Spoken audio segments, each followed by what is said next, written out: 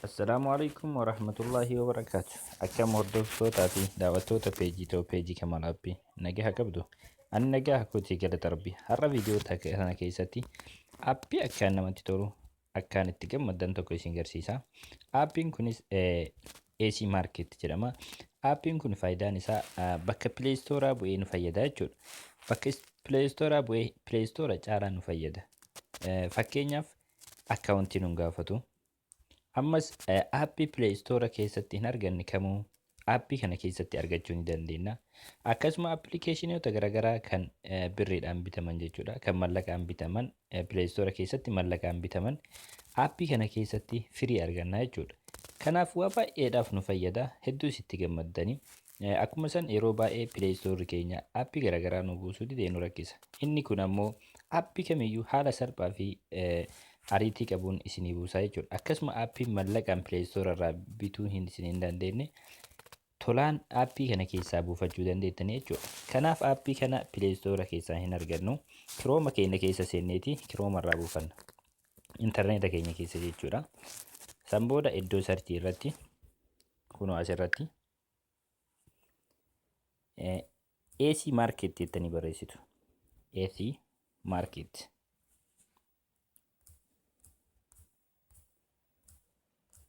Sana booda haala kanaan erga barreessitanii irratti cuqaastu. Isuma jalqaba irratti kunoo dhufu kana AC Market kan jedhu kana irratti cuqaastu ammallee. Sana booda haala kanaan isinii dhufa. Gadi dhuftanii as keessatti iddoo sarkila tana keessatti Android app bakka jedhu kana irratti dhuftu. Sana booda isinii bu'uu eegalaa jechuudha. Ani amma dura waan buuseef replace file naan jedhe irra deebiidhaan ni dhooftan naan jedha. Isin ammoo okay jettuuni sana booda download ta'uu eegalaa jechuudha. Ani amma irra deebiidhaan okay jedhaani haala kanaan nuuf bu'uu eegalaa jechuudha. Haala asirratti argitan kanaan. Erga haala kanaan inni nuuf bu'ee booda as keessaa baaneeti haala kanaanis gubbaa gadi harkisnee yoo inni dhume haala kanaan irratti cuqaasnee argachuu ni dandeenya. Haala kanaan jechuudha.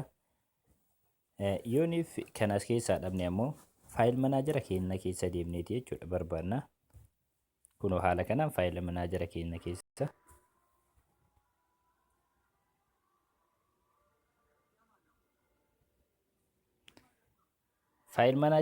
keessa deemneeti haala kanaan jechuudha.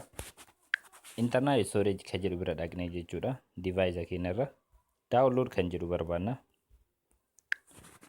Kunoo haala kanaan AC Market kan jedhu ni dhufa. Sana booda irratti cuqaasna. Install kan jedhu kana tuqna. Sana booda bilbila keenya irratti gadi nuuf bu'aa jechuudha. Erga bu'ee booda kunoo isa kana fakkaataa jechuudha. AC Marketiin isa kana fakkaata. Kanaaf mee haala kamiin akka itti fayyadamnu isin agarsiisa irratti cuqaasna. Akkaawuntiis ta'ee waan kamiyyuu nu gaafatu. Haaluma kanaan kunoo nuuf banamaa jechuudha. Kunoo haala argitan kanaan aappii hunda isaa as keessatti argachuu dandeenya jechuudha. Kanaaf mee aappii Play Store irraa mallaqaan bitamu as keessatti haala kamiin tolaan arganna kan jedhu waliin haa ilaallu. Play Store keenya keessa deemna jalqaba irratti. Sana booda iddoo sarchii kana irratti mee fakkeenyaaf dikshinara wayii kan isin barbaaddan mallaqaan isin gaafate mee dikshinari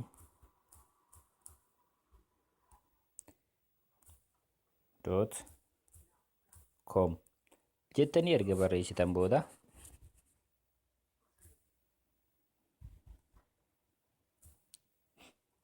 irratti cuqaasnu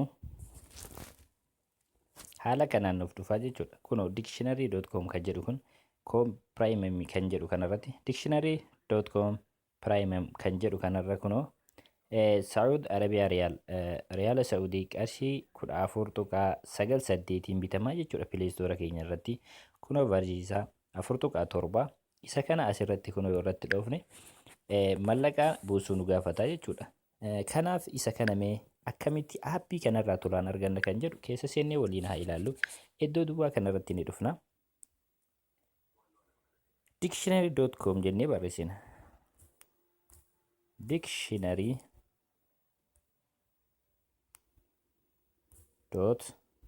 Dictionary.com irratti cuqaasna.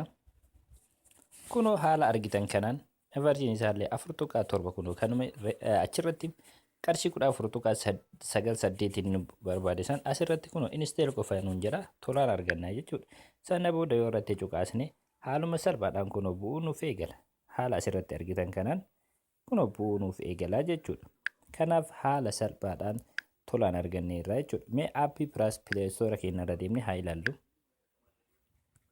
Iddoo duwwaa kanarra dhaqnee jechuudha.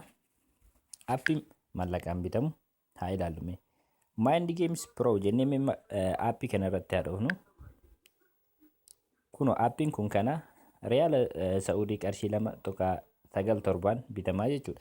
Kanaaf mee AC Market aappii jedhu kanarra deemnee amma haa ilaallu. Kunoo haala kanaan Mind Games Pro ka jedhu kanarratti cuqaasna. Kunoo haala salphaadhaan mallaqa wayituu nuun gaafatu tolaan nuuf bu'aa jechuudha. Irratti dha'uu qofa sana booda bu'uu eegalaa jechuudha. Erga bu'ee booda haala ariitiin isaas baay'ee namatti tola. Haala salphaadhaan nuuf bu'aa jechuudha. Kunoo haala asirra argitan kanaan lameenuu haala salphaadhaan nuuf bu'a. Kanaaf haala kanaan akka irraa fayyadamtan abdiin qaba. Beekumsa xiqqoo beekan irraa yoo waliif qoodan kan beekne namni tokko yoo itti fayyadame bu'aa guddaadha jechuudha. Kanaaf viidiyoo tana akkuma daawwattaniin hiriyoota keessaniif sheer gootanii akka irraa fayyadaman abdiin qaba. Maaliif namoonni baay'een pileestoorri isaanii jechuudha akkaawuntiin dideetiin baay'ee rakkisa. Akkasuma pileestoorri aappii garaagaraa buusuuf illee namoonni hedduun rakkatutti jiran jechuudha. Kanaaf namoonni kun haala salphaadhaan aappii kanatti fayyadamanii akka arganii akka irraa fayyadamaniif viidiyoo tana akkuma isin geettee irraa fayyadamtaniin hiriyoota keessaniif sheer godhaa jechuun dhaamsa kooti. Kanaaf laayik koomantii gochuu hin dagatina. Ani kan isin wajji ture Kamaal Ibraahim peejiin too Kamaal aappiidha. Hanga sagantaa biraatiin walitti deebinutti nagaa hannaaf tura. Baay baay hiriyoottan.